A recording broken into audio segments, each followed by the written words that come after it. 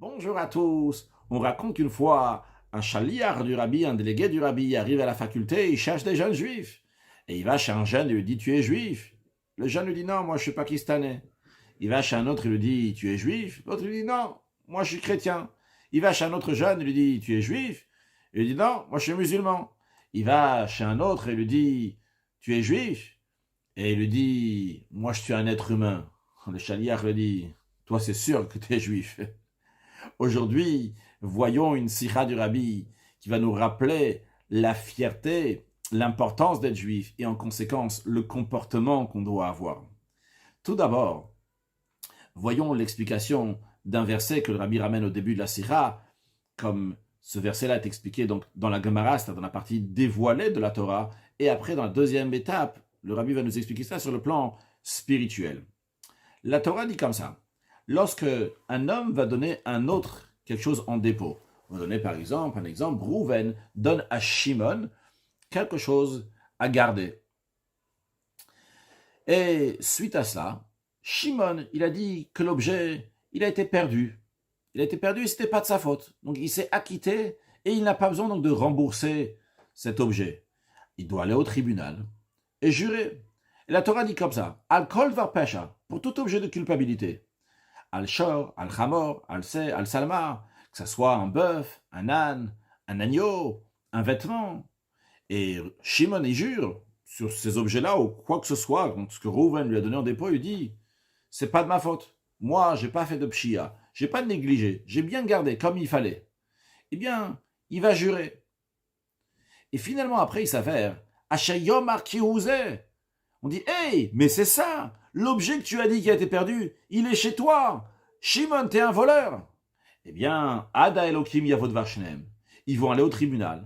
Et la suite, c'est Yeshalem Shnaim Lereo, que Shimon devra rembourser le double à Reuven, parce qu'un voleur, il doit rembourser le double. Alors, juste pour information, comment ça se passe? Comment est-ce possible que Shimon ne doit pas rembourser à Reuven? Shimon, il a gardé. Alors, il y a deux possibilités. Ça dépend si c'est un shomer chinam ou un shomer sahar. Il y a deux sortes de gardiens. Il y a le gardien bénévole et le gardien rémunéré. Le gardien bénévole, tout ce qu'il doit faire, il ne doit pas faire de négligence, pas faire de pshia, il doit bien garder l'objet. Maintenant, si ça a été perdu ou volé, cambriolé, lui, on ne peut pas lui venir et dire: hey, comment c'est que tu n'as pas gardé? Il a gardé comme il a gardé tout ce qu'il avait chez lui à la maison. Il t'a fait ça bénévolement. Il n'avait pas besoin de mettre une porte blindée ou quoi que ce soit. Il a gardé les choses normalement. Alors c'est bon, il est quitte. Mais il doit jurer. Et quand il va jurer aussi chez le shalachiado, qu'il n'a pas envoyé sa main littéralement, c'est-à-dire qu'il n'a pas profité. Parce que s'il a profité de cet objet, il a utilisé cet objet pour ses propres moyens, pour lui-même, eh bien, quoi qu'il arrive après à l'objet, même s'il y a un cas de force majeure, eh bien, il devra rembourser. Donc, il va jurer qu'il a bien gardé, normalement, il n'a pas négligé, et qu'il n'a pas profité de l'objet, et comme ça, après avoir juré, il est quitte, il n'a pas besoin de rembourser. Si c'est un shomer sahar, si c'est un gardien qui est rémunéré, lui, il a besoin de faire tout pour pas que ce soit pas volé, c'est pour ça qu'on le paye. Donc lui, il est responsable. Évidemment, s'il a négligé, c'est sûr qu'il est responsable. Même si ça a été volé, il est aussi responsable. Uniquement s'il y a eu un accident, un cas de force majeure, à ce moment-là, il est exempté. Mais lui aussi, il doit jurer qu'en effet, il y a eu un cas de force majeure.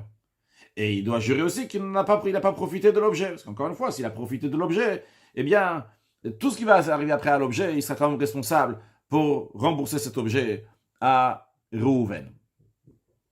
Donc, l'affaire ici, c'est que Shimon, en effet, il a juré, que ce soit un shomer sahar ou un shomer chinam, tel gardien ou l'autre gardien, il a juré de manière qu'il est exempté, qu'il n'a pas besoin de rembourser. Et finalement, Ashayom Akiyouzé, on dit: ah tiens, t'as juré, et pourtant l'objet il est chez toi, t'es un voleur. Et donc, comme on a dit, donc on amène au tribunal et il devra rembourser le double.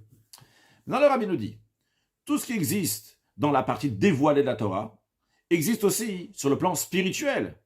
Et pas juste existe aussi sur le plan spirituel. Au contraire, vu que ça existe spirituellement, c'est pour ça que ça existe aussi matériellement. De même, ce que nous venons de voir, les lois de Pshia, lorsque quelqu'un néglige le dépôt, n'a pas bien gardé le dépôt, ou bien Shlichutia de Pikadon, ou bien qu'il se sert de ce dépôt-là pour ses propres biens, le fait qu'il il est moël dans la shvoua, il fait un serment donc il y a faux. Et de même, la loi qui sera tranchée, que finalement on l'amènera au tribunal et qui devra rembourser le double, tout ça existe aussi spirituellement. Alors voyons, le Tzemar Tzedek, troisième rabbi de Chabad, Rabbi Menachem Mendel, explique dans un mahamar, dans un discours chassidique, le verset Al Kol Var Pesha, pour tout objet de culpabilité, etc. Il explique sur le plan spirituel qu'est-ce que cela veut dire. Alors Rabbi, on va répéter donc une partie de ce discours chassidique avec plusieurs choses qu'on rajoutera, si on peut se permettre de rajouter quelque chose, si on peut expliquer ça spirituellement. L'explication est la suivante. Chaque juif reçoit un dépôt. Dieu donne un dépôt, quelque chose à garder à chacun de nous. C'est la neshama, c'est l'âme divine. Il faut la garder, qu'elle va rester entière, qu'elle ne va pas se souiller, que Dieu en préserve. Encore plus que ça, pas seulement qu'il faut la garder comme elle est, mais il faut la monter de niveau, élever l'âme à un niveau encore plus haut, encore plus que ce qu'elle était avant qu'elle descende ici-bas dans notre corps. Comme c'est connu que la raison pourquoi la neshama, l'âme, elle est descendue dans le corps, elle est descendue pour remonter encore plus haut. D'ailleurs, cette garde est liée aussi avec un serment, la garde, comme on doit garder cette âme. C'est lié avec le serment que l'âme, notre âme, fait avant de descendre dans le corps. Il est écrit qu'avant que l'âme descende dans le corps, mashbinoto, on fait jurer tei tzadik val tei racha. Soit un tzadik, soit un pieux, et ne soit pas un mécréant. Et on nous dit, c'est vrai, Dieu il a donné un dépôt. Dieu il nous a donné les forces pour qu'on va bien garder notre âme. Mais des fois, al-kol var pesha, il y a un objet de culpabilité. Il y a quelque chose qui se passe. On a perdu le dépôt. On s'est mal comporté avec le dépôt. Et le verset, il nous dit d'où ça vient qu'on se comporte mal avec le dépôt. C'est-à-dire, dans le sens simple, quand le verset, il dit al-kol var pesha pour tout objet de culpabilité, il donne des exemples. Il dit par exemple le bœuf, l'âne, l'agneau, le vêtement. Mais sur le plan spirituel, quand on parle du bœuf, l'âne, l'agneau et le vêtement, c'est une explication. Al-kol var pesha, d'où vient qu'il y a une culpabilité, d'où vient qu'il y a une négligence dans le dépôt que Dieu nous a donné. C'est à cause du bœuf qui est dans nous, à cause de l'âne qui est dans nous, à cause de l'agneau qui est dans nous, à cause du vêtement qui est dans nous, comme on va expliquer dans la suite à quoi correspondent ces sortes d'animaux qui sont dans nous, ce vêtement qui est dans nous, qu'est-ce qu'il représente? Mais c'est différentes formes d'âme animale qui est dans nous et qui amènent al-kol aveda. À la suite qu'on mentionne donc le bœuf, etc., jusqu'au vêtement, on dit al-kol aveda, c'est toute perte. La perte ici qu'il y a eu, c'est l'âme divine qui est en train de se perdre. Dieu en préserve. Et d'où ça vient qu'elle se perde, al-kol aveda? Ashayomar kiouze, qu'il dit kiouze. C'est-à-dire, on est en train de nous expliquer, à cause du fait qu'il y a une sorte d'âme animal, il y a une perte, et la perte, elle s'exprime par le fait qu'on dit kiouze. Littéralement, kiouze, c'est ça, c'est cet objet que tu as dit que tu as perdu. En vérité, tu l'as volé, tu l'as pas utilisé ou tu l'as utilisé toi-même, pas comme il fallait. Alors sur le plan spirituel, qu'est-ce que ça veut dire Yomar kiouze, que la personne qui perd son âme divine, elle dit kiouze. Eh bien le rabbin nous dit il y a une différence entre le mot hu et ze. Hu, c'est quelque chose donc qui n'est pas là. Quand tu dis hu, c'est lui. Lui, c'est la troisième personne. C'est pas quelqu'un qui est en face de toi. Le zé, c'est quelque chose donc qui est précis, qui est devant toi. Et le rabbin nous dit, l'expression de zé, dans le vrai sens, c'est uniquement sur la sainteté, uniquement sur la divinité. Il n'y a rien au monde sur lequel on peut dire zé, pour de vrai, zé, c'est ça, à part pour Dieu. Pourquoi? Pour deux raisons. Première raison, quand tu dis zé, si tu parles de cette chose-là, c'est seulement sur Dieu. Pourquoi? Parce que chaque chose que tu vas dire, ça, c'est pas ça. Pourquoi c'est pas ça? Parce que qu'est-ce qui fait vivre ça? La chose que tu vois, c'est pas la chose elle-même qui est en train de vivre. Ça, c'est Dieu qui est en train de faire vivre ça. C'est la vitalité, c'est la parole de Dieu qui fait vivre, qui donne la vitalité à chaque objet. Donc, quand tu dis zé, t'as pas l'intention de parler de ce qui est ici, de cette matière, tu parles de la divinité qui est dans ça. Donc, zé, c'est uniquement Dieu. Sur ça, tu dis zé. Et dans l'expression du Rambam qui dit En shamatsui emet milvado, il n'y a aucune autre existence qui est vraie à part Dieu. Donc le vrai matsui, ce qui existe vraiment, le zé, c'est la divinité.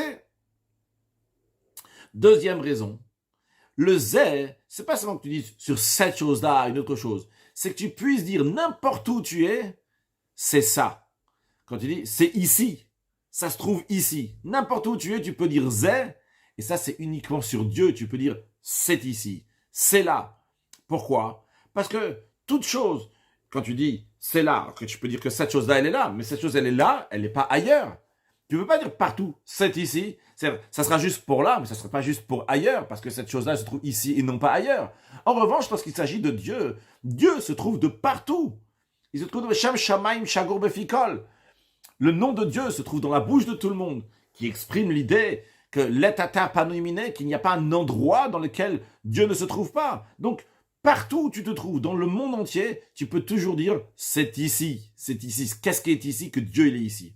Donc, le rabbin a dit deux raisons que le zé, ça, c'est uniquement sur Dieu. Comme je le comprends, c'est en qualité et en quantité. Peut-être c'est pas exactement juste, mais quand je dis en qualité, dans le sens n'importe quelle chose que tu vois, ce que tu vois, en vérité, c'est pas ça. Si tu veux regarder ce qu'il y a derrière, la qualité de ça, ce qui le fait exister, c'est Dieu. Et en quantité, ça se trouve de partout. C'est uniquement zé, encore une fois, c'est Dieu. Donc l'expression de zé, c'est uniquement pour Dieu. Donc maintenant, on a dit que le problème, il est lorsqu'il y a la Veida, lorsque l'âme divine commence à se perdre. Haché Yoma Kihuzé. À la place, sur quelque chose qui est Hu, quelque chose qui est lui seulement, qui n'est pas Zé. Il dit Zé. Pourquoi? Parce que vu que l'âme animale, elle voile, alors la personne commence à s'embrouiller sur des choses qui sont seulement Hu. Il disait, sur des choses qui sont seulement lui, sont autre chose, il disait, c'est ça, comme si c'était la divinité, comme ça c'était la vérité.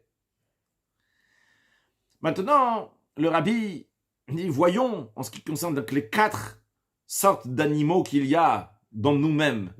On a dit le bœuf, l'âne, l'agneau et le vêtement.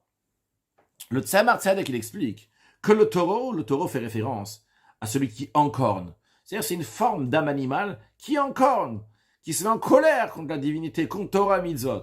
Chamor, l'âne, il est écrit à propos de l'âne que Chamra Bitkufa Tamuz Kirale, qu'un âne, même au solstice d'été, lorsqu'il fait très chaud en été, il a encore froid. Sur le plan spirituel, ça représente quelqu'un qu'il est froid, il est indifférent en ce qui concerne le judaïsme, Torah et Mitzvot et la divinité.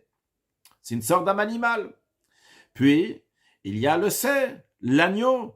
L'agneau, c'est qui ne sait pas où il va. Quand le prophète dit Sebzura Israël, que le peuple juif, alors, sens littéral, ça peut être traduit par une brebis pourchassée, mais Pzura, c'est qui est éparpillé. Il n'est pas exactement dans un endroit. Il va un peu à droite, il va à gauche. Il va de partout.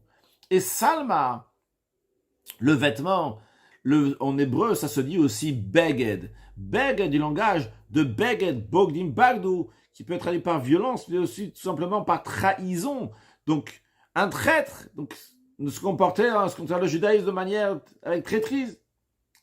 Alors, le rabbin nous dit, évidemment, il faut faire attention à tous les sortes. Alors, juste pour nous dire un peu comment on va prendre la sira dans la suite, ici, donc, le rabbin nous a expliqué le début du verset, et après, le rabbin est revenu un peu en arrière sur quelque chose qu'il ne nous a pas expliqué, donc les 4 catégories d'âme animale, et le rabbin va s'arrêter maintenant particulièrement sur l'agneau, et après, le rabbin reviendra à la fin du verset qu'il faudra aller voir le juge et qu'il faudra rembourser le double. Alors, voyons maintenant, le rabbin nous dit bien qu'il faut faire attention à toutes les catégories d'âme animale, parce que chacune de ces catégories-là peut faire que l'âme divine va être perdue, que Dieu en préserve. Mais quand même, chaque époque a sa clipa, a sa mauvaise force spirituelle qui est particulière à cette génération et sur laquelle il faut faire très attention. C'est la raison pour laquelle le rabbi dit, nous allons nous arrêter, parler plus longuement sur le sur l'agneau qui est particulier et qui fait attention dans notre génération.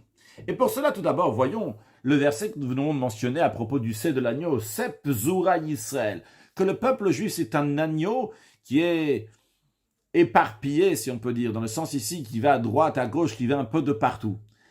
La question se pose, le prophète ici est en train de réprimander le peuple juif, on va dire que c'est un Sep Zura, c'est un agneau qui est en train de tourner de partout. Alors pourquoi il l'appelle Israël? Israël fait référence au peuple juif lorsqu'il est dans une très haute qualité. Eh bien, le rabbin nous dit justement, c'est ça que le prophète dit, je vous comprends pas. Vu que vous êtes Israël, vous avez ce titre-là, pourquoi vous êtes appelé Israël? Le 3e des patriarches qui s'appelait Yaakov, on a changé son nom en Israël, pourquoi? Parce qu'on lui a dit Kisarita imelokim veimanashim vatuchal, car tu as lutté, tu as gouverné, tu as été ministre sur des anges, donc des dieux, des divins, et sur des êtres humains, et tu as réussi. C'est-à-dire, le prophète, il dit, vous êtes Israël. Un juif, il a la possibilité de régner non seulement sur des êtres humains, mais même sur des anges. Alors le prophète dit, je comprends pas, si tu es Israël, comment t'es Sebzoura? Comment tu es un agneau qui va dans tous les sens? Comment tu n'as pas suffisamment de fermeté et tu te traînes derrière l'un et l'autre comme un agneau? D'ailleurs, le rabbi nous dit, c'est aussi l'argument de Haman envers Achashverosh. Dans la Megillah, nous avons Haman qui est en train d'argumenter envers Achashverosh pour lui dire que le peuple juif se comporte de telle manière, etc. Mais dans la Chassidut, c'est expliqué, quand on parle de Haman et Achashverosh, c'est vrai, il y avait un monsieur Haman et un monsieur Achashverosh, mais il représente des choses spirituelles. Le Haman qui est ici-bas représente l'accusateur qui est là-haut, et le Achashverosh qui est ici-bas représente Dieu. Eh bien, qu'est-ce qu'il dit Haman? Il dit au roi Achashverosh, Yeshno Amechad. Il y a un peuple, Mefuzaro Meforat, qui est disséminé et dispersé parmi les nations, Ben Hamim. Vedatea Melachen Amosim. Et les règles, les lois du roi, ils ne font pas. Alors, qu'est-ce qu'il est en train de dire l'accusateur? Parce que Haman, il dit, on comprend bien, mais qu'est-ce que l'accusateur, il dit? L'accusateur, il dit, Yeshno Amechad. Il y a un peuple qui a la possibilité d'amener le Echad, amener Dieu ici sur terre, qu'il est Hashem Echad. Ce peuple juif qui est Goy Echad Baaretz, qui est un peuple qui est unique sur terre. Il a cette force-là. Mais pourtant, il est Mefuzar Mefora Ben Hamim. Il est disséminé, dispersé parmi les nations. Il s'impressionne de chacun. Et en conséquence, Date Amelchen Amosim. En conséquence, les lois du roi du monde, Marco Shalolam, ils ne font pas. Le rabbi dit comment les choses devraient se passer. Que les choses devraient se passer que quand un juif il arrive quelque part, c'est lui qui va diriger la ville. Quand on dit diriger la ville, ça veut dire diriger le spirituel de la ville. Que ça, c'est l'essentiel de la ville. Et pas seulement de la ville, mais de la région et du pays en entier. Et à la place, qu'est-ce qui se passe? Il perd ses esprits. Non seulement qu'il n'influence pas les autres, mais celui qui se fait influencer les autres. Il imite, il recopie toutes les bêtises du pays, de sa région, de sa ville. À la place que c'est lui qui va influencer son entourage. Sur chaque détail, qu'est-ce qu'il va décider, qu'est-ce qu'il y a de décisionnaire, c'est le Shulchan Aruch, le code de la loi juive. À la place, c'est l'entourage qui devient son décisionnaire. Et son voisin, c'est le dernier décisionnaire. Parce qu'il y a les poskim en général, les décisionnaires. Posek Acharon, c'est le dernier décisionnaire qu'on va suivre. Et toute sa maison, on va faire en fonction de ce que le voisin y fait. Le rabbi dit, cette notion-là, ce Yetzerara, ce mauvais penchant, cet âme animale de Sebzour à Israël, qu'un juif se comporte comme un agneau, qui manque de fermeté, et à tel point que, en ce qui concerne l'éducation des enfants, que les enfants, c'est l'espoir et la base de tout le peuple juif, eh bien, il manque de fermeté. Même lorsque le peuple juif était dans l'exil la plus difficile en Égypte, il est dit que le peuple juif était distingué là-bas, avec leur langue, avec leurs vêtements, avec leur nom. Et pourtant, aujourd'hui, le rabbi nous dit qu'il n'est pas donc un exil qui est si difficile que celle en Égypte. Il n'y a pas cette fermeté. Et les gens cherchent toutes sortes de manières pour cacher qu'on ne va pas voir que l'enfant c'est un juif. La manière comment les choses doivent être, c'est lorsque un enfant juif marche dans la rue, de loin on va voir que c'est un enfant juif qui est en train de marcher. Parce que Israël, c'est un nom de qualité, c'est un nom, il y a de quoi être fier de ça. Et concrètement, on a honte et on essaye toutes sortes de manières pour cacher qu'on est juif. Basé sur ça, le rabbi nous dit, on peut aussi comprendre la question de la Gemara.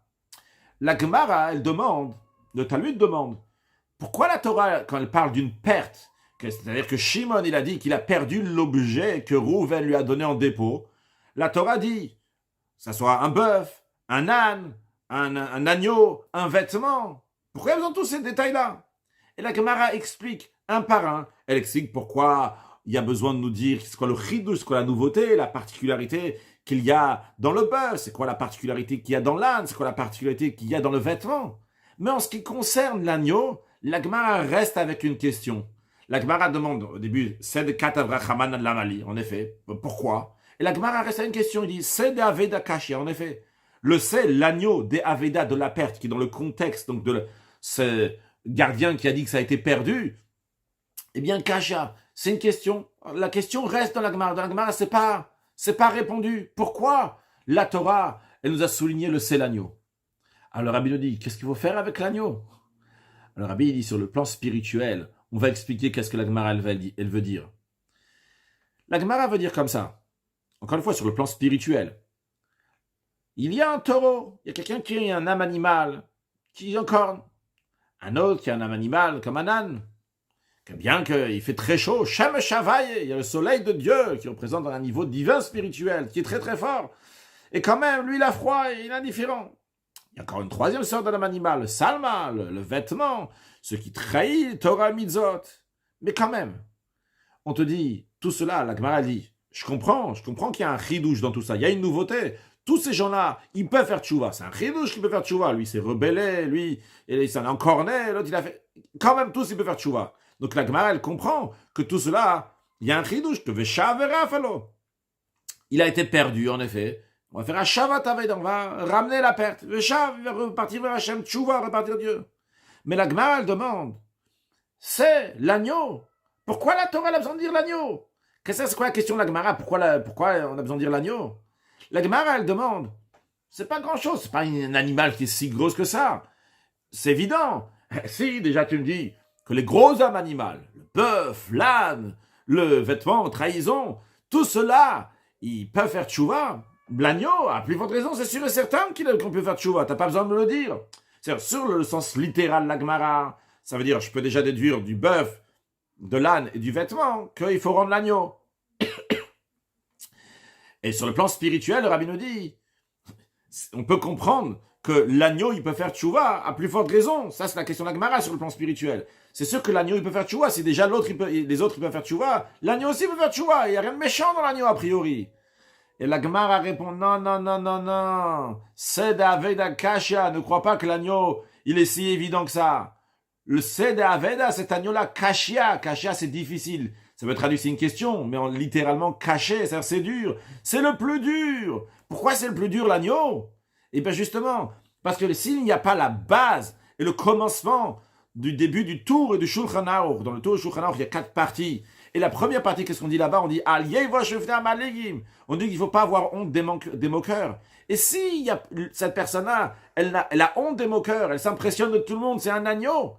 Eh bien, Kashia, c'est le plus dur à faire tchouva, il ne peut pas commencer. Il n'a pas le début du Shulchan Aruch. Et donc, d'après ça, on comprend que la Gemara donne une réponse sur le plan spirituel. Elle dit, c'est le plus dur. Non, ne crois pas que c'est le plus facile. C'est le plus dur. Et quand même, bien que c'est le plus dur, lui aussi, il peut faire tchouva. Parce qu'il n'y a rien qui tient devant la tchouva. Tout le monde peut faire tchouva. Ok.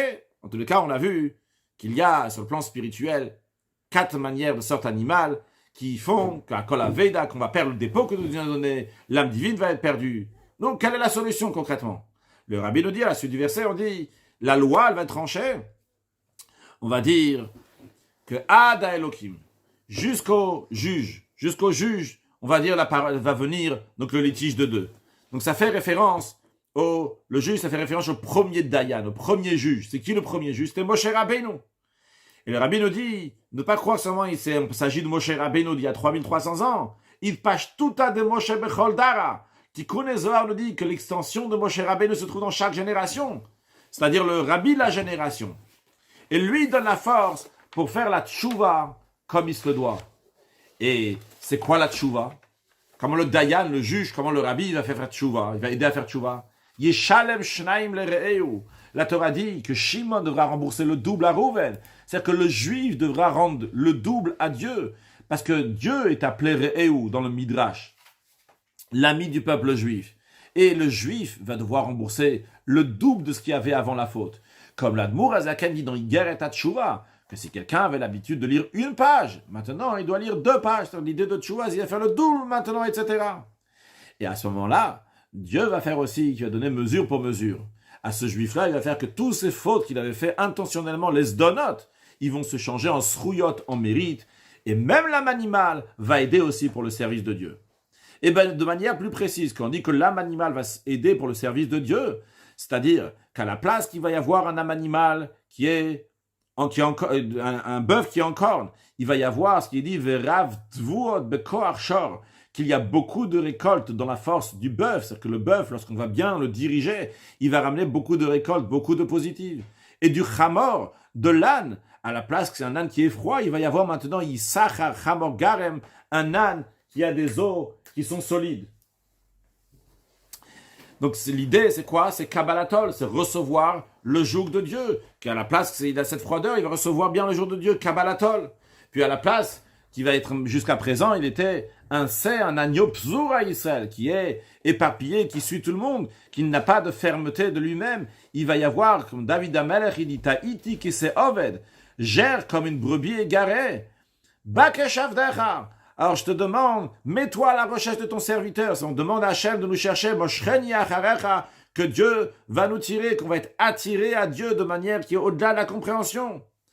Et à la place de Salma, qui représente un vêtement, donc qui bègue de trahison, maintenant il va y avoir Verear Salmotair Kereach Levanon, que l'odeur de tes vêtements vont être parfumés comme le parfum du Liban. Plusieurs traductions, tout simplement, il y a une forêt du Liban qui représente donc une bonne odeur. En tout cas, ce que la personne va voir, on parle des mitzvot là-bas, dans le Shir Hashir, dans ce verset-là, que la personne, l'odeur des mitzvot, alors d'une bonne odeur. L'idée générale, le rabbi nous dit, c'est quoi? C'est que l'âme animale, jusqu'à présent, donc, nous a fait détourner, elle aussi va aider le service de Dieu. Comme le sage dit,